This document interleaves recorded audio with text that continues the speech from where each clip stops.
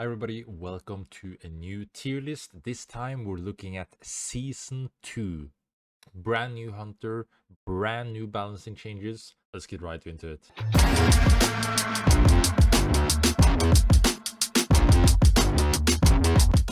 Jumping right into it. Small changes on Bibo. Bibo is a hunter that again goes a lot about how skilled you are at the hunter. The changes doesn't really impact him a lot. It is small changes that the people that are extremely good at Bibo will totally feel slight differences. But in general, it is all about skill. If you're skilled up here, if you're really bad at Bibo, you'll just be C. In the middle of the pack, your actual contribution of mechanics and how well you know Bibo will kind of determine the value you can get out of him. Bishop is in a decent state. She's not been touched or anything. The new item Boop kind of helps. A lot of people are liking the Boop grip for Bishop.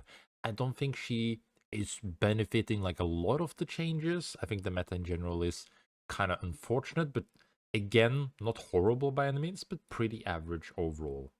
Brow did get slightly nerfed. Doesn't impact him a lot, but of course, because he has less health, it is easier to potentially punish him, but his mobility is still really good, and his kit, as well as I always mention, is still really, really good for ranked, for the combination of being able to fight a lot quicker, the execution not execution, but like the invol, and being able to insta-stop wisps. All this stuff in chaotic environments in ranked is really good, where he shines in general. Carbine got some small changes on his level 4s. I think he's still a very good hunter, but he doesn't do as well into the meta hunters at the moment. He can get punished a lot more, and in chaotic environments he does struggle. So I would say he's up here in B, but not totally clear top hunter.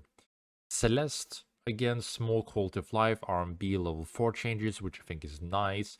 Her stance in the meta is fine. She's not horrible. Her damage is okay overall, but I do think she has room to grow. I'll put her more on the bottom of B here.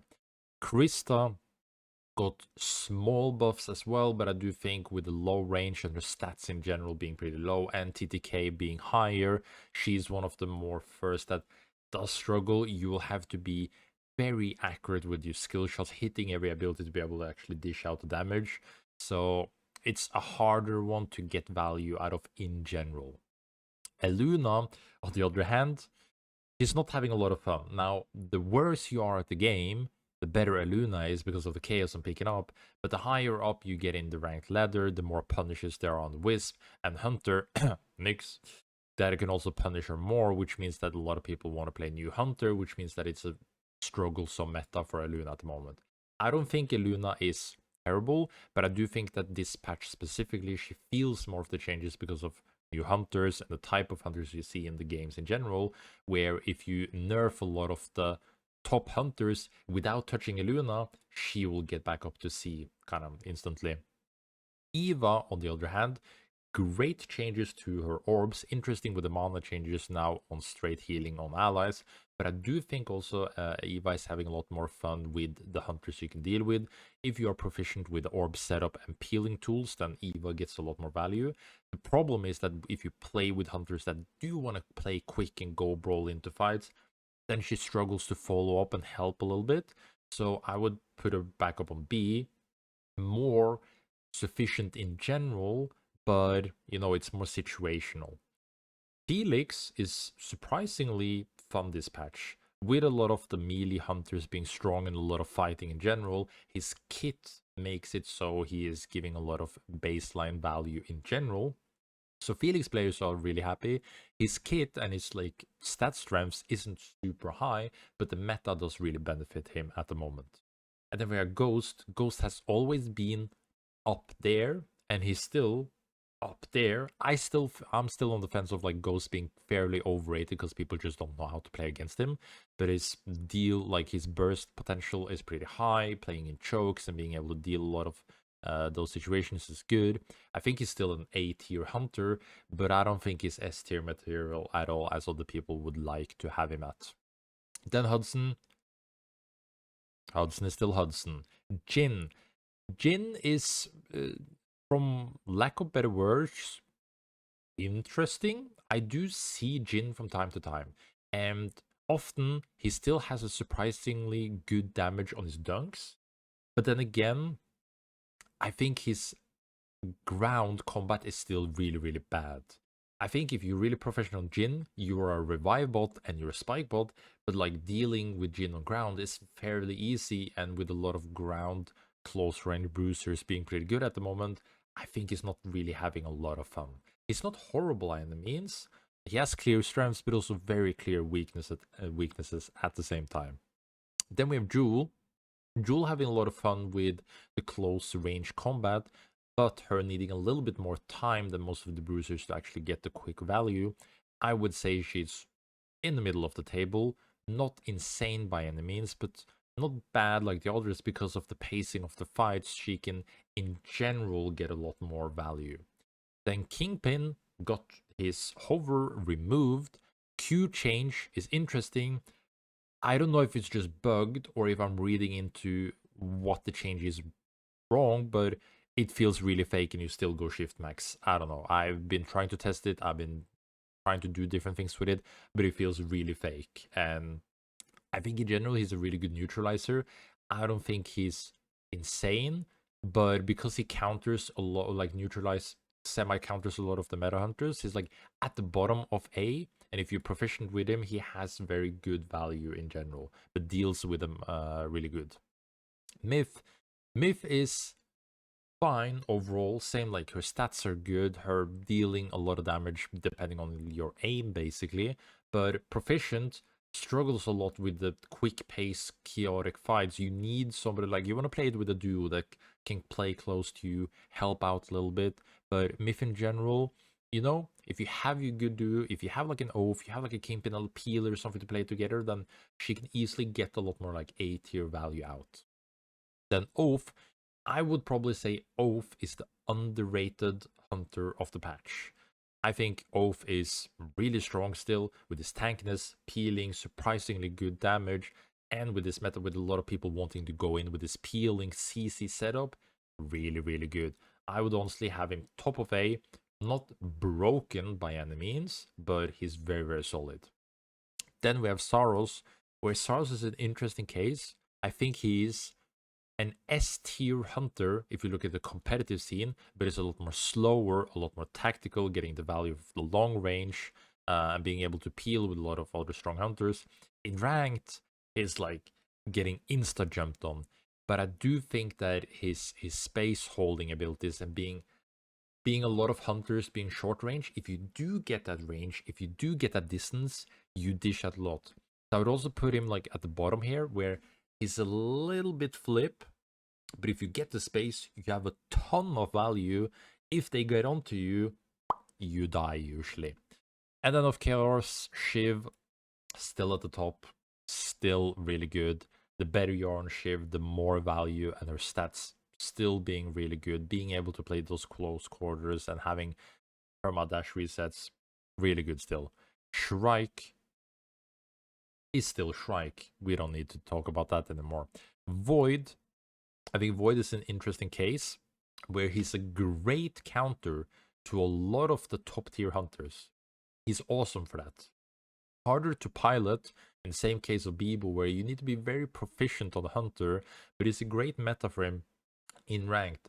Problem is, if you're not piloting him well enough, you do get punished pretty quickly. I would put him top C. He's really hard, but like if you are proficient, he's a B tier hunter. It could even be like an underrated A, but then you need to be really good, as he's one of the hardest hunters to pilot in ranked games because of the tempo and how games are played in general.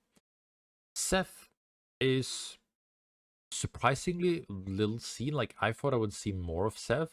Like, his mobility is still great, B hopping, consistent healing, damage is still solid. I think he's like up here, very, very good overall. Probably like best support if you look at the support section, but we all know Oath is the best support, tank, frontliner, DPS. We'll get back to that.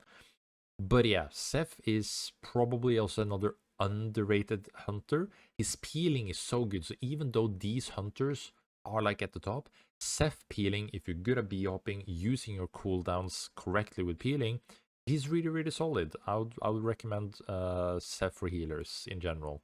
Wukong hasn't seen massive changes overall. It's more he has a lot more clear windows of punishment. His setup is still good, but the problem is that he's more in and out, and fights being a lot more quicker now and a lot more bruiser heavy. He can deal with it. He has good peeling. He has great setup, but he's not quick enough to deal with a lot of those tools. So I'll put him more in the back end of the B tier slot, but he's not bad by any means. I think a lot of people are over hating on Wukong also in general.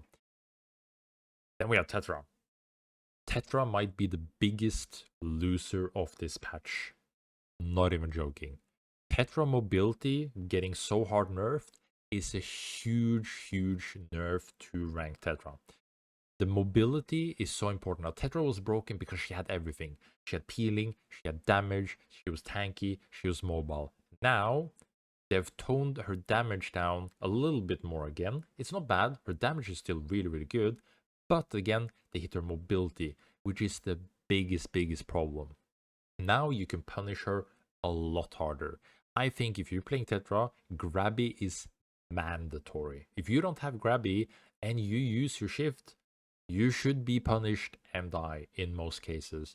The piloting Tetra is a lot harder. Still solid, but she goes from S tier to B tier. Down here, basically. Where you gotta be a lot more careful. Probably the biggest loser of this patch is Tetra for sure. Mercury has seen some good buffs on cooldown reduction.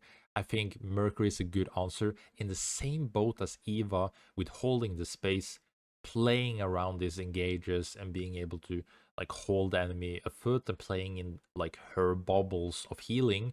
But then again, it's all about like, can you deal with it quickly enough and can you follow up with teammates? Now, Hover Wings ult is still like a good option. Now, still, her ult is a lot weaker, of course, because of previous nerfs, not this patch. But I would say she's very similar to Eva. Probably, actually, I would want an Eva rather than a Mercury, but not horrible by any means. Then we are over to the new Hunter NYX. I would say, also if you watch my guide, I would say she's pretty good, like in ranked. I would say if you're a competitive player, she's pretty horrible and gets countered pretty easily. But with a lot of the Bruiser setup and a lot of the more like chaotic fights, NYX is having a lot of fun. I think she's fairly strong, not easy to pilot in fights. You need to get experience on NYX, but honestly, I would put her up in A tier. Probably like honestly something like this for a little bit more setup. But I think NYX is really, really solid. Shiv is still the queen of the breach, but I would recommend trying out NYX. She's a lot of fun, deals well with a lot of the top hunters, and I think the setup with a lot of CC, the armor shred, and the wisp control, which is really good, I think makes her a very solid and really fun hunter. I enjoy playing NYX, so I hope you guys enjoy. I hope this will help you out on the breach, winning a lot of games, and then I'll see you guys in the next video. Peace out.